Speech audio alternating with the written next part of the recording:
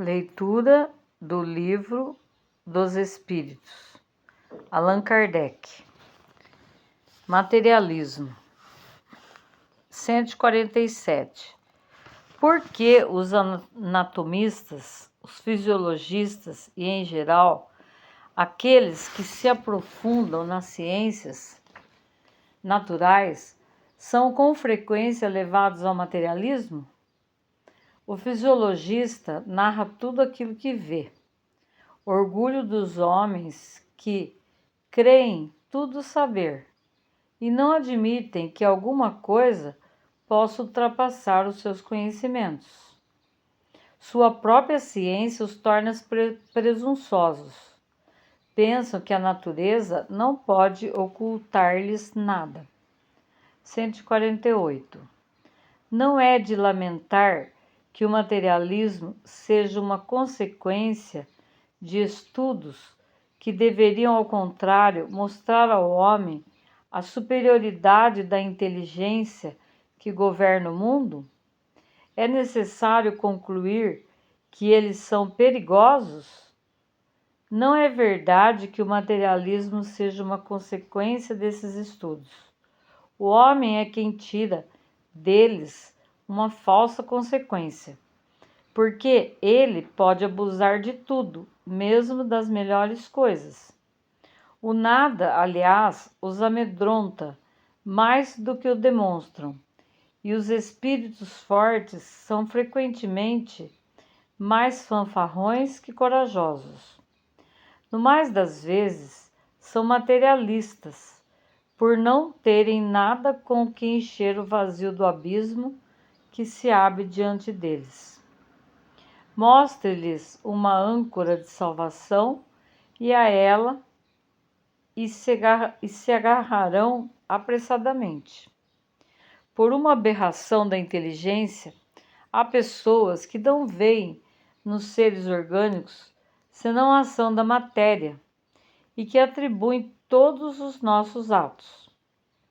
Não veem no corpo humano senão a máquina elétrica. Não estudaram o mecanismo da vida senão pelo funcionamento dos órgãos que viram se apagar frequentemente pela ruptura de um fio, e não viram nada mais que esse fio.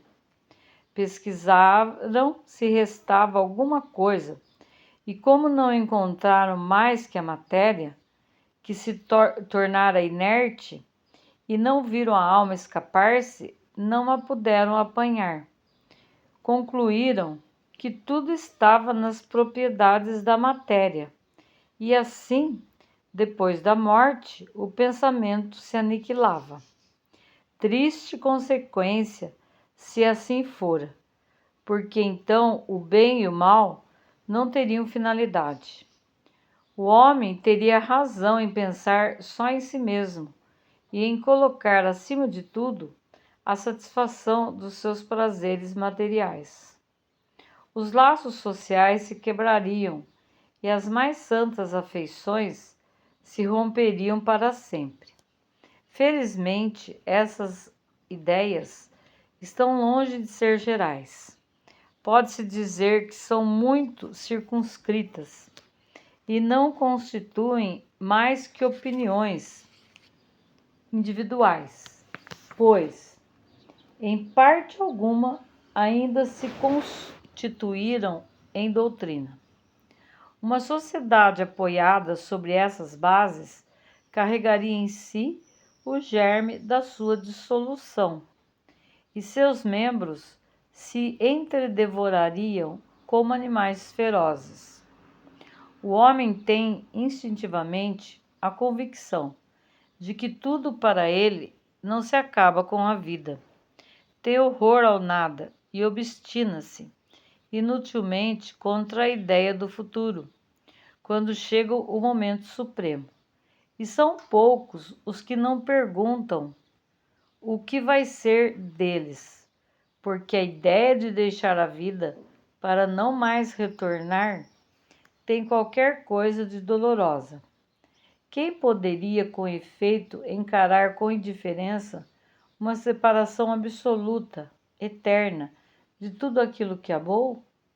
Quem poderia ver sem pavor abrir-se diante de si o abismo imenso do nada, onde virão se dissipar para sempre todas as nossas faculdades, todas as nossas esperanças, e se dizer: o que depois de mim nada, nada mais que o vazio, tudo acabado para sempre.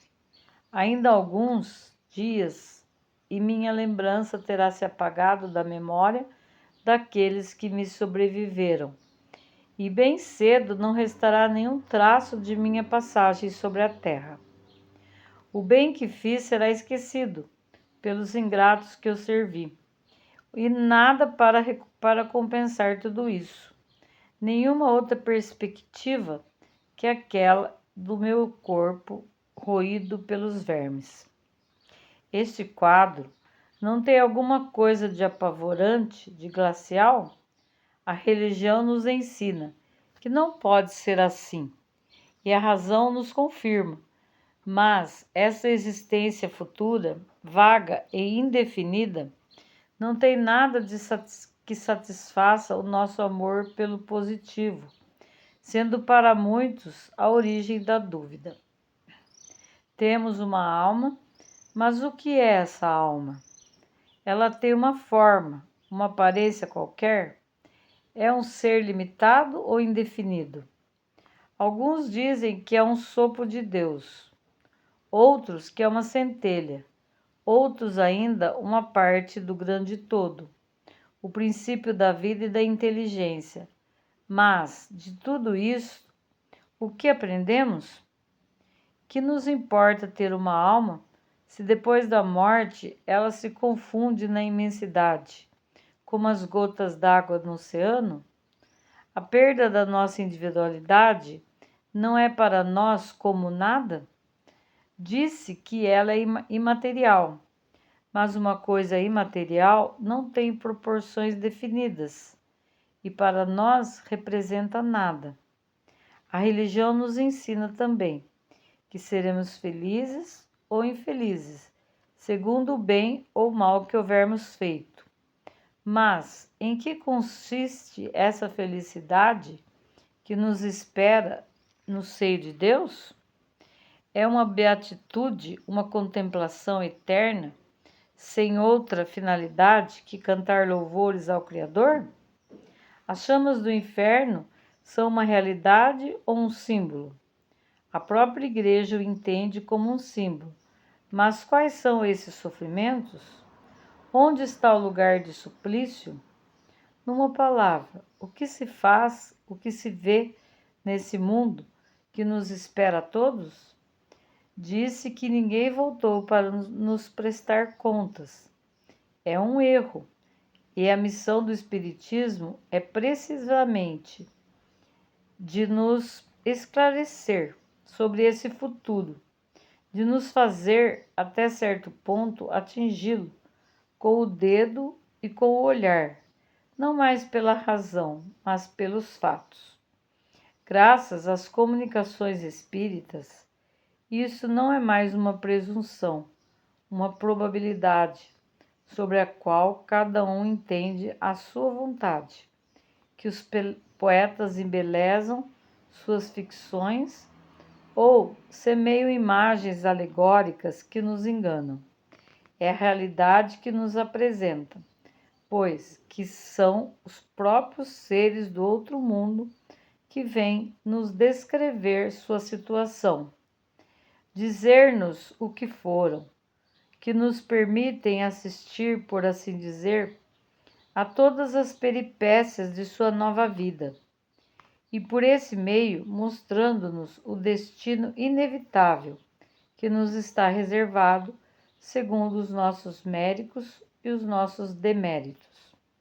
Há nisto algo de antirreligioso? Bem ao contrário, uma vez que os incrédulos aí encontram a fé, e os indecisos uma renovação de fervor e de confiança.